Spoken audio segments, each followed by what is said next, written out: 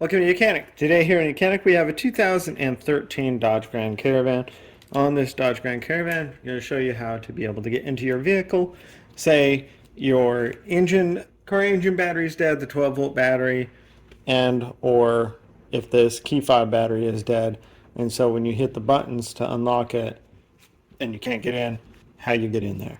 So you have your key fob here, and what you'll see is a little tab right there. And we just are going to press it to the right, and then that way we can pull out the manual key that is in there.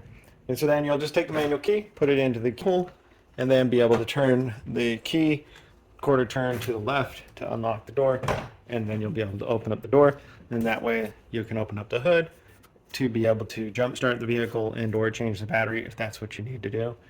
If it's the battery done in your key fob, you'll want to change that key fob battery within time, or you may not recognize your key and you won't be able to start your vehicle. So thanks for watching YOUCANIC, where you can be the mechanic.